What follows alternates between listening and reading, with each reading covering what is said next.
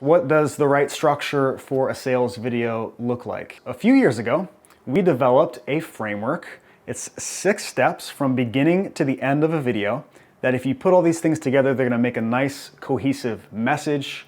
It's gonna move people to action, they're gonna love it, and we call that the Video 6.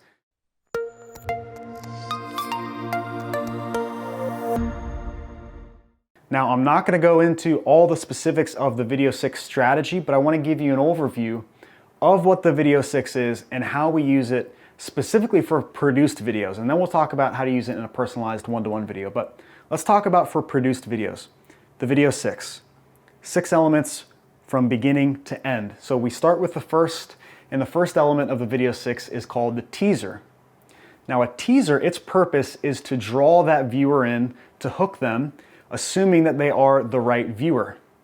Now, a great teaser could start with a question that's thought-provoking. It could be something, hey, is this what you're going through?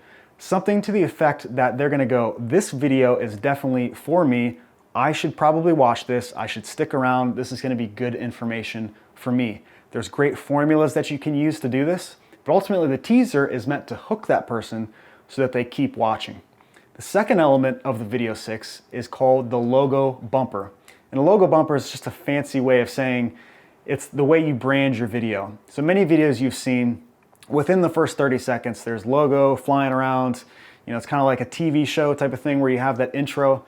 Now, a logo bumper, it's very short, but what it's meant to do is to make sure that wherever somebody sees that video, they of course know that that video came from you. It's also a good chance to just kind of set a level of professionalism that's going to go into your video. Number 3 in the Video 6 is what we call the introduction or the intro. And similar to the teaser, this is meant to continue to get buy-in from the viewer and set the stage for what we're about to discuss. So usually that sounds something like, okay, so we're discussing how to properly structure a video. So in this video, we're going to break it down by 1, 2, 3, 4, 5, and 6. Now you have a good idea of exactly where we're going. I could also in the introduction tell you a little bit about me, maybe my qualifications, maybe something like that to set the stage, to get buy-in, to continue to set that hook so that somebody continues to stick around. Again, assuming that they're the viewer that you want. If it's not, then they'll leave, and that's fine. Fourth element of the Video 6 is what we refer to as segments. And a segment is just like a chapter in a book. So we divide up our video into smaller, bite-sized, more consumable pieces of information called segments. Each segment has a segment title, which we can show on screen. So for instance, a good example of segments is as you're going through this course, we have multiple videos, right? So you had the intro and then multiple videos. Those are separate segments of the lesson. Then we have the assignment at the end. That's like the call to action. So that is how we use segments. But the idea here is that we want to take all of that information that we've got, make it into bite-sized, digestible pieces. The fifth part of the Video 6 is what is known as the call to action. I would think any video that doesn't have a call to action doesn't truly have a purpose. A call to action is the next best thing that the viewer can do after consuming that piece of content. And of course, there's a range of different things that you might use as a call to action, but it should always be the next logical step in the journey of the viewer in this case. And last but not least, in the Video 6, we have the outro. In the outro, we don't need to overcomplicate it. It's the last impression that that viewer is going to have about that piece of content, about you, about your brand, about what you just taught them, whatever the case might be. But the outro, we just want to have something good to have that viewer leave with.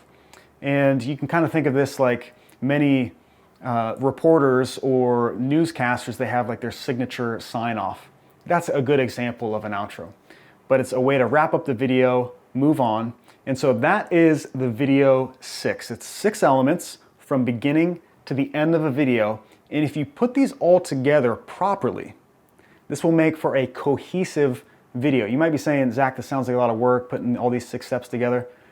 You may not be wrong about that. But what's the alternative? We just mash a bunch of information together without thinking of how it goes or how we want the viewer to consume it. The Video 6 is important. Structure is important, just like everything in life. And so this is the way to structure a produced video. Now let's discuss how to apply this formula to personalized one-to-one video. Similar to the way that we apply the Video 6 to a produced video meaning something that goes up on your website, it's used a bunch of times, usually a videographer shoots these. Similar to that, we can apply the same formula to a personalized one-to-one video with the same exact goal. We want them to watch the entire video. We don't want it to be agonizing. We want it to have a clear call to action. So if you take the Video 6, you really only remove a couple elements, and maybe only one element. You would probably remove the logo bumper because that's not going to be able to go into a one-to-one video.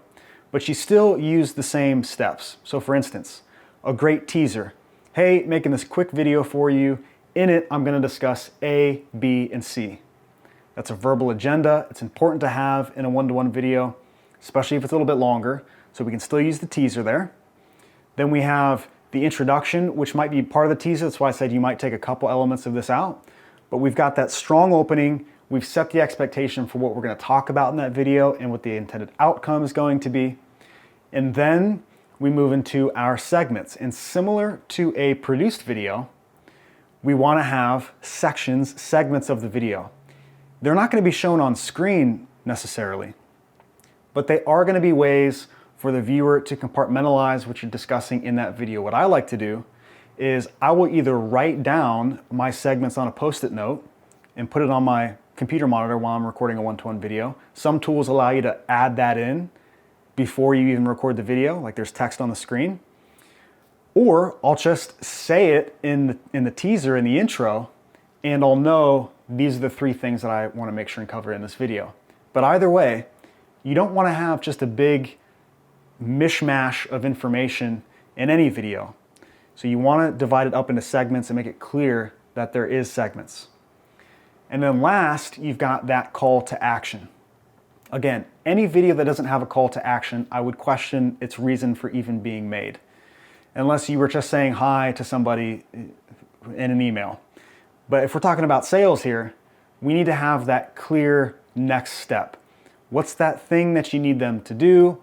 What's that thing, that decision that they need to make? Or what's that resource they need to go and consume next? We're providing value. We're moving them through the buying cycle on their side. We're moving them through our sales process. And so it's important to have a call to action. Make sure you come up with something that's relevant and is meaningful. You know, don't just make something up. But you can certainly apply this same formula of the Video 6 to a personalized one-to-one video as well.